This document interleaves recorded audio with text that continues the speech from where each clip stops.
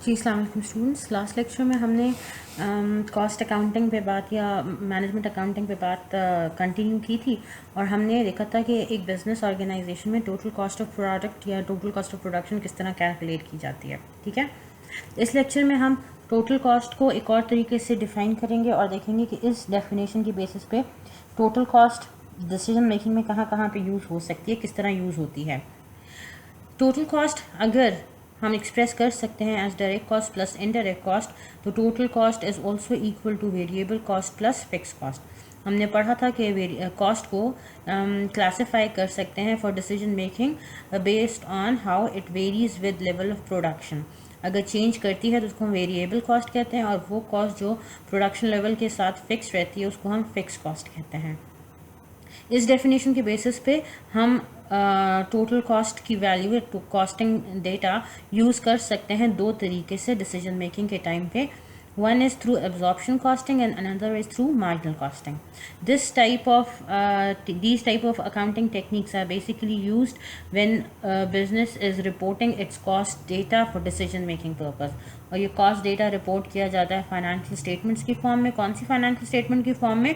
Income statement की form में। तो हमारे पास दो टेक्निक्स हैं, absorption costing and marginal costing. These two techniques are used for reporting cost related data and income statement. In absorption costing हम अपनी total manufacturing cost को which includes both the fix and variable as product cost.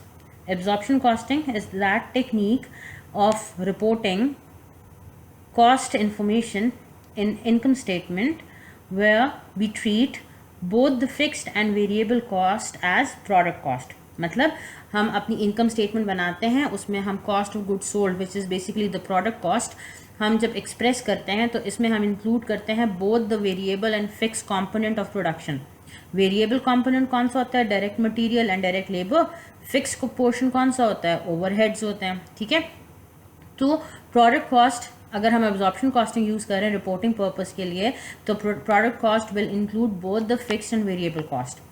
जबकि marginal costing क्या है? Marginal costing is that type of costing system which treats only the variable manufacturing cost as product cost.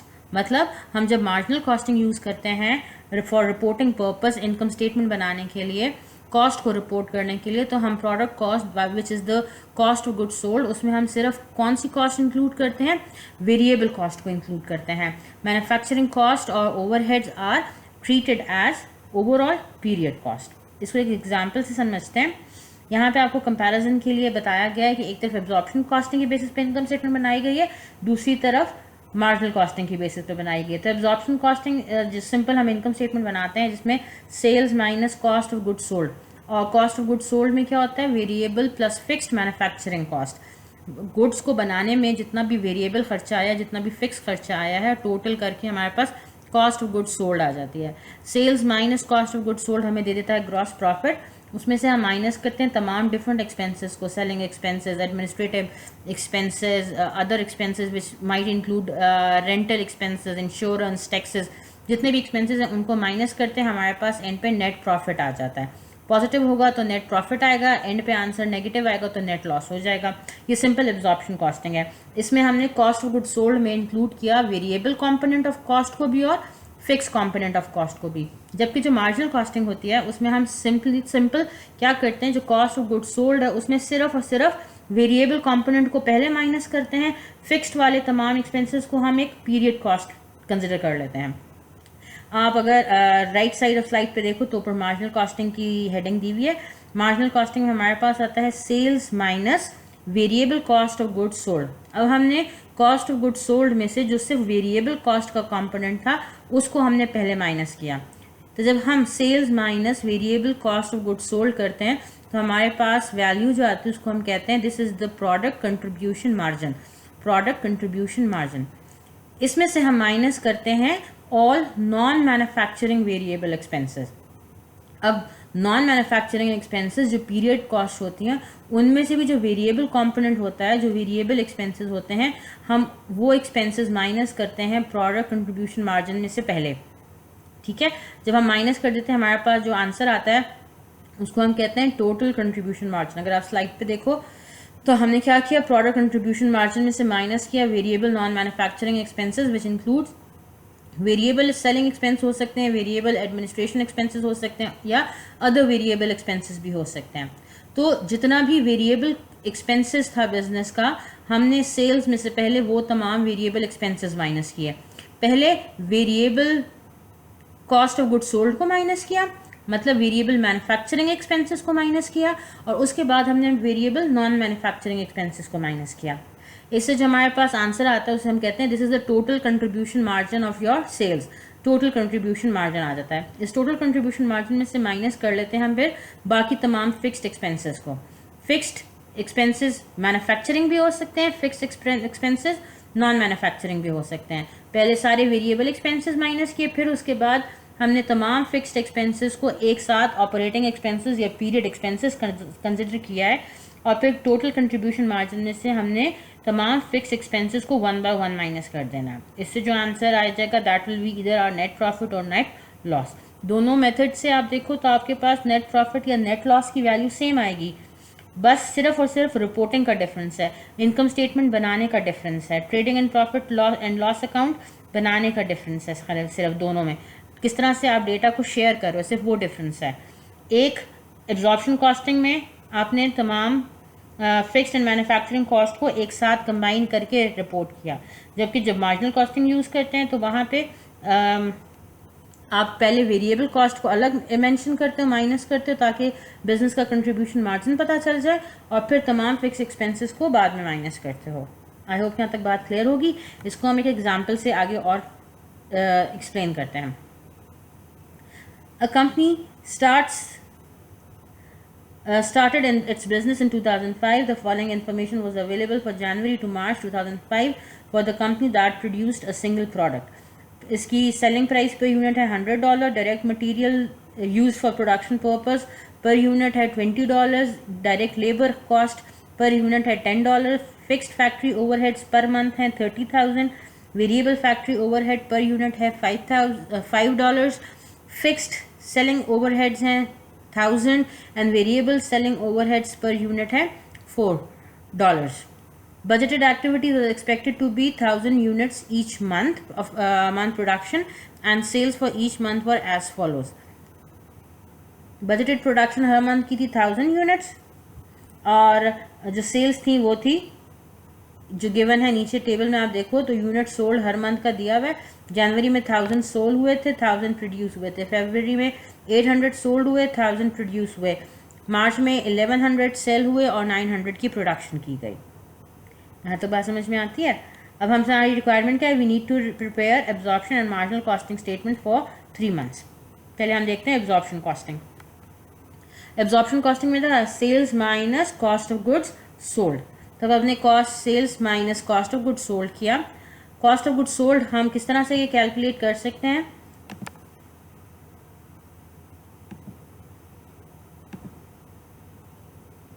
यहाँ पे आप working में देखो, working आपको करके बताई गई है। कॉस्ट पर यूनिट हमने कैलकुलेट करना था, तो cost of product is equals to direct material cost plus direct labour cost plus overhead cost. अब ओवरहेड कॉस्ट हमारे पास यहाँ पे एक वेरिएबल भी थी, फिक्स्ड भी थी।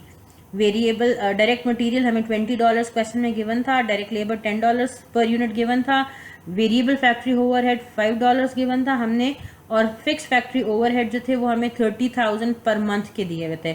हमने इस पर मंथ को कन्वर्ट करना है पर यूनिट पे पहले, तो उसके लिए हमारे पास फॉर्मूला है कि स्टैंडर्ड फिक्स्ड ओवरहेड रेट हम इस्तेमाल करते हैं, जो वर्किंग 1 में आप देख सकते हो। Standard fixed overhead rate is equals to budgeted total fixed factory overheads divided by budgeted number of units produced. तो 30,000 पूरे मंथ की फैक्ट्री ओवरहेड की वैल्यू थी, डिवाइडेड बाय कितने एक्सपेक्टेड यूनिट्स की प्रोडक्शन थी 1000 यूनिट्स, डिवाइड बाय 1000 किया तो 30,000 unit fixed overhead per unit हमारे पास आ जाता है। तो ये 30,000 प्लस 20 प्लस सॉरी ये $30 plus $20 plus $10 plus $5 is equals to 65। ये 65 आ गया हमारे पास कॉस्ट पर यूनिट। अब हम वापस जाते हैं स्लाइड के ऊपर, तो आप आप क्या कर सकते हो कि आप देखोगे कि हमने sales minus cost of goods sold किया तो $65 पर यूनिट कॉस्ट थी, और हमारी सेल्स जो यूनिट्स गिवन थे वो आप क्वेश्चन में देखो 1000 यूनिट्स, 800 यूनिट्स एंड 1100। तो अगर हम जनवरी मंथ की कैलकुलेशन करते हैं तो 1000 multiplied by 65 per unit cost हमारे पास आ जाएगी cost of goods sold for month of January. तो 1000 इंटू 65 गिव 65,000। क्लियर होती है बात। फिर sales minus cost of goods sold, हमारे पास ग्रॉस प्रॉफिट आता है 35,000 का। इसमें से हमने बाकी तमाम ऑपरेटिंग एक्सपेंसेस और पीरियड एक्सपेंसेस, चाहे फिक्स थे चाहे वेरिएबल थे, उनको हमने माइनस कर देना है। अब हमारे पास जो क्वेश्चन में था, हमारे पास फिक्स सेलिंग ओवरहेड थे $1000 और वेरिएबल सेलिंग ओवरहेड हमें दिया हुआ था $4 पर यूनिट। तो $4 पर यूनिट था, तो और यूनिट्स कितने हमने सेल किए जनवरी में, 1000 यूनिट सेल किए, तो 4 इंटू 1000 4000 आ जाता है। कैलकुलेट करते हैं 30,000 हमारा नेट प्रॉफिट आ जाता है। इसी तरह हमने जनवरी की तरह फरवरी का बनाना है और मार्च का बनाना है।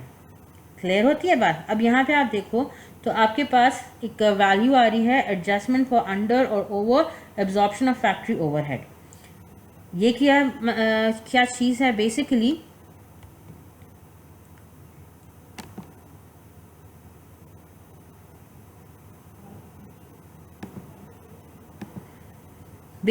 ये अंडर और ओवर एब्जॉर्प्शन हमारे पास इस तरह से आता है कि हमें हर मंथ का फिक्स्ड ओवरहेड दिया हुआ था, लेकिन पर यूनिट में जब हमने ओवरहेड को कन्वर्ट किया तो आप वर्किंग वन में देखते हो हमने यहाँ पे ओवरहेड रेट कैलकुलेट करके फिर पर यूनिट कॉस्ट कैलकुलेट की।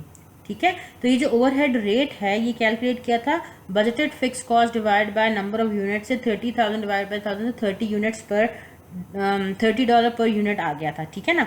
तो जनवरी के मंथ में जो फिक्स्ड ओवरहेड गिवन था क्वेश्चन में वो देखो तो 30,000 गिवन है, और जो हमने अप्लाई किया वो भी 30,000 था। तो जितना फिक्स्ड ओवरहेड आया था उतना ही हमने अप्लाई भी किया। इसका मतलब है यहाँ पे कोई एडजस्टमेंट की ज़रूरत नहीं है। लेकिन जब फरवरी के मंथ में आप देखो तो फिक्स्ड ओवरहेड क्वेश्चन में आप देखोगे तो आपको गिवन है 30,000 गिवन है, लेकिन जो हमने अप्लाई किया वो 39,000 किया था। क्यों? क्योंकि 30,000 पर $30 पर यूनिट ओवरहेड रेट हमने देखो यहाँ कैलकुलेट किया है, और बजटेड प्रोडक्शन थी वहाँ पे कितनी 1300 यूनिट्स बनाए थे। तो 1300 यूनिट्स को बनाने के लिए कितनी ओवरहेड कॉस्ट आई होगी, 1300 इंटू 30 39,000 आ जाता है। जबकि जो गिवन ओवरहेड है वो था 30,000। तो हमने यहाँ पे क्या किया, 9,000 से ओवरहेड को ओवरस्टेट कर दिया था। ठीक होती है बात। मार्च के मंथ में देखें तो हमने जो ओवरहेड इनकर किए वो 30,000 थे। क्वेश्चन में 30,000 का ओवरहेड दिया हुआ है, लेकिन जो हमने ओवरहेड अप्लाई किया था वो 27,000 था। ये 27,000 किस तरह आया होगा, पर यूनिट फिक्स कॉस्ट हमने कैलकुलेट की $30। ये पिछली स्लाइड पे देखो $30 हमने कैलकुलेट किया है। ठीक होती है बात। इस $30 की ओवरहेड अप्लाई की कितनी यूनिट्स पे, कितनी प्रोडक्शन पे, 900 यूनिट्स प्रोड्यूस हुए थे। तो 900 इंटू 30 आ जाता है 27,000। ये आ जाता है 27,000। तो 27,000 हमने अप्लाई किया और 30,000 वॉज द एक्चुअल ओवरहेड। इसका मतलब है हमने 3,000 ओवरहेड को अंडर अप्लाई कर दिया। तो जब भी ओवरहेड्स को ओवर या अंडर अप्लाई किए करते हैं हमने क्या करना होता है, इसको एडजस्ट करना होता है। और उस एडजस्टमेंट के लिए आप देखो तो इस स्लाइड पे हमारे पास एडजस्टमेंट फॉर ओवर और अंडर अप्लाइड ओवरहेड दिया हुआ है। तो जहाँ पे हमने 9,000 ऐड कर दिया और 3,000 माइनस कर दिया। क्लियर होती है बात। तो ग्रॉस प्रॉफिट कैलकुलेट कर दिया था हमारा एब्जॉर्प्शन कॉस्टिंग। अब हम देखते हैं मार्जिनल कॉस्टिंग में सेम क्वेश्चन को किस तरह बना सकते हैं। अब मार्जिनल कॉस्टिंग यूज़ करते हैं तो हमने पहले तमाम वेरिएबल कॉस्ट को माइनस करना है और फिर हमने फिक्स कॉस्ट को माइनस करना है।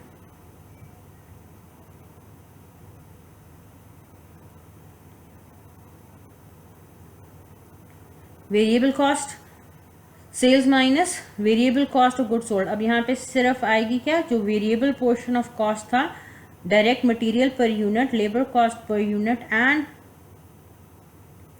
Fix cost per unit, variable fix cost per unit. तो 10 + 20 + 5 $35 was the cost per unit.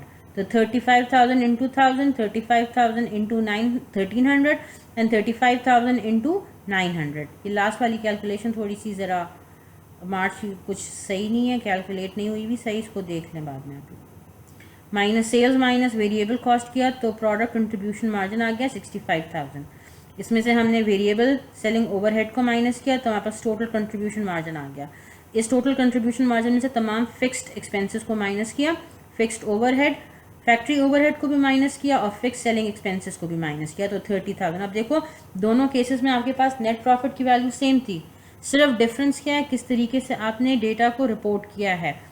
अब क्वेश्चन अराइज कीजिए इसमें से कौन सा तरीका बेहतर है इनकम स्टेटमेंट को बनाने का। ये डिपेंड करता है बिजनेस की नेचर पे और डिसीजन मेकिंग के लिए, जिस डिसीजन के लिए आपने इनकम स्टेटमेंट बनवाई है, ठीक है ना। तो इसमें से हम कोई नहीं कह सकते कि ये वाला यूज़ करेंगे दूसरा मेथड यूज़ करें। बाद टाइम कंपनी को के लिए ज़रूरी होता है to distinguish between fixed and variable expenses during a period, तो वहाँ पे मार्जिनल कॉस्टिंग इस्तेमाल की जाती है। और अगर बिज़नेस के डिसीजन के लिए ज़रूरी नहीं हो कि बिज़नेस बताए किसी को कि कितना फिक्स कॉस्ट आया है, कितना वेरिएबल कॉस्ट अलग अलग से आया है, तो फिर वहाँ पे एब्जॉर्प्शन कॉस्टिंग ही यूज़ होती है। आई होप यहाँ तक बात क्लियर होगी। कोई क्वेश्चन हो तो आप मुझसे ग्रुप में पूछ सकते हैं। ओके जी, थैंक यू सो मच।